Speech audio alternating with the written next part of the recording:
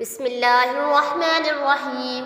الحمد لله نحمده ونستعينه ونستغفره ونعوذ بالله من شرور أنفسنا ومن سيئات أعمالنا. من يهده الله فلا مضل له ومن يضلل فلا هادي له. ونشهد أن لا إله إلا الله وحده لا شريك له. ونشهد أن سيدنا ومولانا محمدا عبده ورسوله صلى الله تعالى عليه وآله وصحبه أجمعين. وعن بهز بن حكيم عن أبيه عن جده رضي الله تعالى عنه أنه سمع رسول الله صلى الله عليه وسلم يقول في قوله تعالى: كنتم خير أمة أخرجت للناس قال أنتم تتمون 70 أمة أنتم خيرها وأكرمها على الله تعالى. رواه الترمذي وابن ماجه والدارمي وقال الترمذي هذا حديث حسن. قال مؤلف الكتاب: شكر الله سعيه وأتم عليه نعمته. قد وقع الفراغ من جمع الأحاديث النبوية صلى الله عليه وسلم آخر يوم الجمعة من رمضان عند رؤية هلال شوال سنة 37 و700 بحمد الله وحسن توفيقه. والحمد لله رب العالمين والصلاة والسلام على رسوله محمد وآله وأصحابه أجمعين. بسم اللہ الرحمن الرحیم. حضرت بہز بن حکیم سے روایت ہے. وہ اپنے والد سے روایت کرتے ہیں، وہ اپنے دادا سے روایت کرتے ہیں کہ انہوں نے رسول اللہ صلی اللہ علیہ وسلم کو فرماتے ہوئے سنا اللہ تعالیٰ کے قول کو: کنتم خیر امت اخرجت للناس، تم بہترین امت ہو جو لوگوں کو نفع پہنچانے کے لیے نکالی گئی ہیں. اور آپ نے ارشاد فرمایا کہ تم پورا کرنے والے ہو 70 امتوں کو، اور تم ان میں سب سے بہتر ہو اور اللہ کے نزدیک سب سے زیادہ معزز ہو. اس حدیث کو امام ترمذی نے، ابن ماجہ نے، دارمی نے روایت کیا ہے. امام ترمذی کہتے ہیں ھذا حدیث حسن، یہ حدیث حسن ہے. پھر مشکات کے مؤلف کہتے ہیں کہ اللہ تعالیٰ ان کی اس کوشش کو قبول فرمائے اور اللہ تعالیٰ اپنی نعمتوں کو ان پر پوری فرمائے. ان تمام احادیث کو جمع کرنے سے جمعہ کے دن رمضان کا جب چاند ہو گیا شوال کے بعد تو ہم فارغ ہوئے. یہ سال تھا 737 ہجری. اللہ تعالیٰ کی تعریف سے ہم فارغ ہوئے اور اس کے بہترین توفیق کے ذریعے فارغ ہوئے. تمام تعریفیں تمام جہانوں کے رب اللہ کے لیے ہیں، اور صلاۃ و سلام نازل ہو اس کے رسول محمد صلی اللہ علیہ وسلم پر، ان کے آل پر، ان کے تمام صحابہ پر. یہ مشکات شریف کی آخری حدیث ہے. حدیث جو باب ہے اس لحاظ سے حدیث نمبر 12 ہے، اور پوری کتاب میں 6294 حدیث نمبر ہے. اس میں سند میں بہز بن حکیم راوی ہیں. پھر آگے عن ابی عن جدی ہے، وہ اپنے والد سے، وہ اپنے دادا سے. تو یہ نسب کیسے پورا سمجھ میں آئے گا؟ حکیم کے والد کا نام معاویہ ہے اور معاویہ کے والد کا نام حیدہ ہے. تو سند اس طرح سے ہے: بہز اپنے والد حکیم سے روایت کرتے ہیں، اور حکیم کے والد جو معاویہ ہیں اور بہز کے دادا ہیں. حکیم بہز کے دادا معاویہ سے روایت کرتے ہیں. امام بخاری، امام مسلم نے ان دونوں سے اپنی کتاب میں صحیح میں روایت نہیں لی ہے، دیگر محدثین نے لی ہے. محدثین کا اصول ہے اور اسلام کا بھی یہ اصول ہے کہ دین کی کسی بات کو سمجھنے کے لیے اور اس پر عمل کرنے کے لیے دین انسانوں کے ذریعے سیکھا جائے، اور جو انسان معتبر ہوں ان سے سیکھا جائے اور ان سے دین لیا جائے. دین کے معاملے میں انسانی سند ضروری ہے، صرف کتابی سند کافی نہیں ہے. اللہ تعالیٰ نے قرآن رسول اللہ صلی اللہ علیہ وسلم پر نازل فرمایا تو وہاں بھی شخصی اور افراد کی سند بتلائی. اللہ تعالیٰ کہتے ہیں وعلمہ شدید القویٰ، ان کو سخت قوت، بڑی قوت والے نے سکھلایا. جبریل علیہ السلام کے بارے میں اللہ تعالیٰ کہتے ہیں. صحابہ کے بارے میں اللہ تعالیٰ کہتے ہیں وَيُعَلِّمُهُمُ الْكِتَابَ، ان کو کتاب رسول سکھاتے ہیں. صحابہ نے قرآن کو نبی سے سیکھا اور پھر اس پر عمل کیا. صحابہ عربی جانتے تھے اور بہترین ان کو عبور تھا، کمانڈ تھا، لیکن اللہ کے نبی ان کو سکھاتے تھے، نبی سے سیکھ کر کے وہ عمل کرتے تھے۔ اسی طرح سے امام مسلم رحمۃ اللہ علیہ مقدمہ مسلم میں فرماتے ہیں کہ جو حدیثیں لی جائیں گی، حدیث بیان کرنے والوں کو دیکھا جائے گا کہ یہ انسان کیسا ہے۔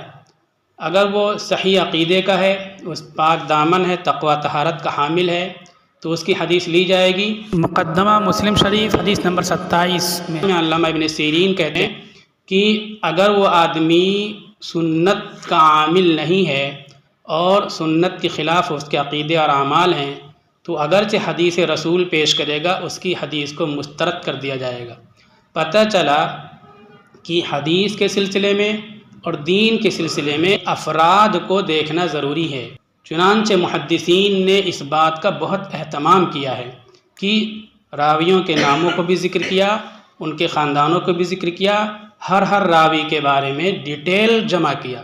چنانچہ صاحب مشکات نے آگے الاکمال فی اسماء الرجال کے نام سے تمام محدثین کا تذکرہ کیا ہے، جس میں بہز بن حکیم کا بھی تذکرہ کیا، حکیم بن معاویہ کا بھی تذکرہ کیا، اور حیدہ حکیم کے جو دادا ہیں ان کا تذکرہ نہیں کیا ہے، کیونکہ ان کا اس روایت سے کوئی تعلق نہیں ہے۔ تو اس طرح ساری تفصیلات جمع کرنے کے بعد ان پر اعتماد کیا اور پھر روایت کو لیا۔ اس روایت کو ترمذی نے بھی لیا، ابن ماجہ نے بھی لیا، دارمی نے لیا، اور امام ترمذی کہتے ہیں ھذا حدیث حسن، یہ حدیث حسن ہے۔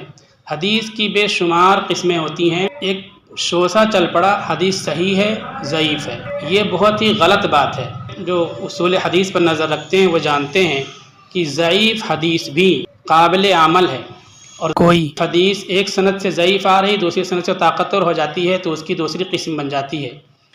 صحیح صرف صحیح حدیثیں نہیں ہوتی، مشہور ہے، متواتر ہے، مرفوع ہے، مرسل ہے، منقطع ہے، بے شمار قسمیں حدیثوں کی، اور اکثر اس طرح کی جو قسمیں ہیں سب قابل استدلال ہیں اور ان سے احکامات ثابت ہوتی ہیں، لیکن ناسمجھی نادانی کے بعد لوگوں کے ذہنوں میں بیٹھائی جا رہی ہیں۔ حدیث جب صحیح بولا جائے تو اس کا خاص معنی ہوتا ہے۔ لفظ صحیح، درست، رائٹ یہ معنی نہیں ہے۔ جیسے کہ ہم بولتے ہیں کلیکٹر، تو اس کا ایک خاص معنی ہوتا ہے، ایک لفظی معنی ہوتا ہے، خاص اس کا اصطلاحی معنی ہوتا ہے۔ کلیکٹر کا مطلب ہوتا ہے چننے والا، تو جو پتھر چن رہا ہے، جو گندگی اٹھا رہا ہے، اس کو بھی لغوی لحاظ سے کلیکٹر کہیں گے۔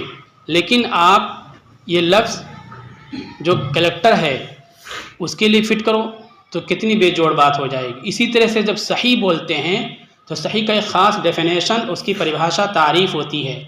یہ ساری بحثیں نخبہ وغیرہ میں آ چکی ہیں۔ جس طرح سے ایک لفظ بولے ہم بندر، تو بندر کا کیا مطلب ہو تمہارا سمجھتے ہیں، لیکن عربی میں کسی عربی کو بولیں کہ تم بندر ہو تو وہ خوش ہو کر ریال اور ڈالر کی شکل میں آپ کو انعام دے سکتا ہے، کیونکہ وہاں عربی میں لغوی معنی خوبصورتی کے ہو جاتے ہیں، اور اپنے یہاں بندر کے معنی یہ بندر ہوتے ہیں۔ تو اسی طرح ایک لفظ کو لے کر کے ہم کو نہیں بیٹھنا چاہیے، بلکہ اس کی جو تعریف ہے محدثین نے مقرر کی ہے اس کے مطابق فیصلہ لینا چاہیے۔ تو اس حدیث کو حسن کہا۔ اس قسم کی جو حدیثیں ہوتی ہیں وہ قابل عمل اور قابل استدلال ہوتی ہیں، اس کوالٹی میں حدیث آتی ہے۔ امام بخاری، امام مسلم نے اس کو نہیں لیا، لیکن سند کو ذکر کیا۔ یہ بتانا ضروری ہے کہ ہم حدیث لیں تو سند ضروری ہے، آپ نے کس سے حدیث لی۔ اگر آپ کو یہ نہیں پتہ کہ کون آپ سے حدیث بیان کر رہا ہے تو اس حدیث پر عمل کرنا ہدایت نہیں ہوگا۔ امام مسلم نے مقدمہ میں لکھا ہے راوی انسان کو دیکھنا ضروری ہے۔ یہ فتنے کا دور ہے، فتنے کا زمانہ ہے۔ بہت سے لوگ ایک دو حدیثیں جیب میں رکھ کر کے گھومتے ہیں اور ہم ان کی زندگی نہیں دیکھتے ہیں۔ یہ محدثین، فقہا اور متقدمین اسلاف کے اصول کے خلاف ہے۔ جو گمراہی پھیلتی ہے، انتشار پھیلتا ہے اور امت میں اختلافات ہوتے ہیں، یہ اسی وجہ سے ہوتا ہے کہ بیان کرنے والے کو نہیں دیکھتے کہ بیان کرنے والا کیسا ہے۔ محدثین نے اصول بنا دیا کہ بیان کرنے والے کو دیکھو آپ، تو ہم کیوں نہیں دیکھتے ہیں؟ اس کی زندگی کیوں نہیں دیکھتے؟ اس کے کردار و عمل کو کیوں نہیں دیکھتے؟ اس کے عقیدہ کیوں نہیں دیکھتے؟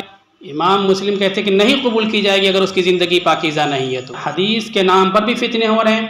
جو فتنے ہو رہے ہیں حقیقت یہ ہے کہ باطل اسی انداز میں خوبصورت نعروں کے ساتھ آتا ہے۔ حدیث سے دور کرنے کے فتنے، حدیث کے نام پر حدیث سے دور کرنے کے فتنے ہیں۔ موٹی مثال میں دوں کہ نماز میں ہاتھ باندھنے کی حدیث کیا ہے؟ وضع الکف علی الکف فی الصلاۃ تحت السرہ، ہتھیلی پر ہتھیلی رکھ کر ناف کے نیچے رکھنے کی حدیث ہے وضع الکف علی الرسغ، کلائی گڈھے پر ہاتھ رکھنے کی حدیث ہے، اور زیرہ کی روایت ہے۔ پہنچے سے لے کر کے کوہنی تک کو زیرہ بولتے ہیں۔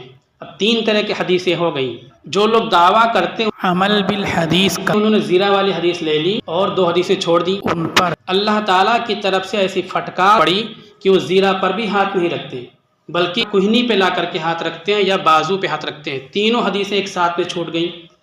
اسی طرح سے رفع یدین کی بات ہے، بخاری میں 3 طرح کی حدیثیں ہیں۔ ان لوگوں نے جو عمل بالحدیث کا دعویٰ کرتے ہیں ساری حدیثیں چھوڑ دی۔ سجدہ سے اٹھتے وقت وہ لوگ رفع یدین نہیں کرتے، جبکہ صحیح حدیث سے ثابت ہے۔ اسی طرح بخاری کی روایت حدیث نمبر 282 جس میں ایک بار رفع یدین ہے، اور جن روایتوں میں کسی بھی موقع پر رفع یدین کا ذکر نہیں ہے ان پر کیوں عمل نہیں کرتے ہیں؟